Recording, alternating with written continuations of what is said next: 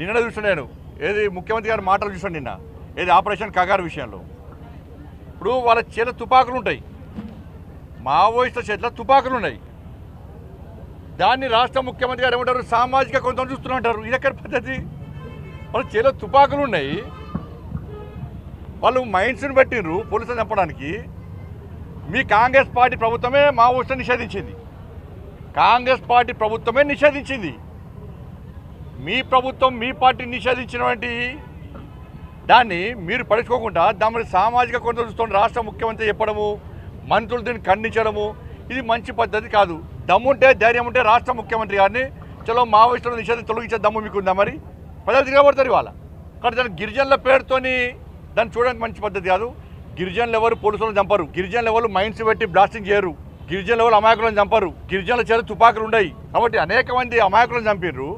కూడా దాని మీద ఈ సంఘాలు ఎప్పుడు మాట్లాడాయి.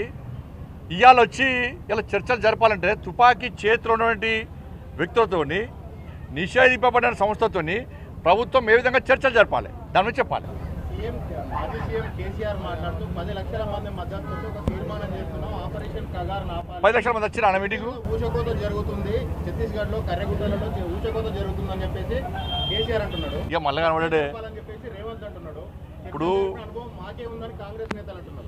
ఈ నాయకుడు ఒకటే నేను స్పష్టంగా చెప్తున్నా, ఇద్దరు నాయకులకు చెప్తున్నాను నేను, మీరు పోటీ పడి వాళ్ళకి సపోర్ట్ చేసే ప్రయత్నం చేస్తున్నారు. ఇవాళ మహాముత్తార మండల్లో ఒక ఎస్ఐని బ్లాస్టింగ్తో చంపేశారు. ఆ రోజు ఎస్ఐ భార్య సీమంతం పాపం. ఒక కానిస్టేబుల్ చంపేసారు ఆ రోజే, ఆ కానిస్టేబుల్ కొడుకు బర్త్డే. మరి ఆ రోజు ఈ కేసీఆర్ గారు వేరు, రేవంత్ రెడ్డి గారు వేరు. వాళ్ళ దూరదర్శన్ రిపోర్టరు ఆడ టెలికాస్ట్ కవరేజ్ కోసం పోతే ఆయన చంపేశారు నక్సలైట్లు. మరి ఆ రోజు కేసీఆర్ గారు ఎందుకు మాట్లాడలే, ఈ సంఘాలు ఎందుకు మాట్లాడలే, రేవంత్ రెడ్డి ఎందుకు మాట్లాడలే? అరే వరంగల్ జగన్మోహన్ రెడ్డి మా కార్యకర్తను చంపేశారు, జాతీయ జెండా ఎగరేసి చంపేశారు, అప్పుడు ఎందుకు మాట్లాడలే? వీళ్ళు మధుసూదన్ గౌడ్ని చంపేశారు, అప్పుడు ఎందుకు మాట్లాడలే? రామన్న గోపన్న చంపేశారు, అప్పుడు ఎందుకు మాట్లాడలే? మీ కాంగ్రెస్ పార్టీ నాయకులను చంపేశారు చాలామంది. శ్రీపాదరావు అజాతశత్రు శ్రీపాదరావు గారిని చంపేస్తే ఇవాళ వాళ్ళ కాంగ్రెస్ పార్టీ నాయకులను చంపేశారు. కేసీఆర్ గారు టీడీపీలో ఉన్నప్పుడు టీడీపీ నాయకులను చంపేశారు, అప్పుడు ఎందుకు మాట్లాడలే? కేసీఆర్ గారు ఎందుకు మాట్లాడలే? రేవంత్ రెడ్డి ఎందుకు మాట్లాడలే? ఇలా పోటీ పడి మాట్లాడే ప్రయత్నం చేస్తున్నారు. కేంద్ర బలగాలను మైన్స్ పెట్టి ఇదే ములుగు ఫారెస్ట్లో చంపడము వీళ్ళు సమర్థిస్తారా? ఇద్దరు నాయకులు సమర్థిస్తారా?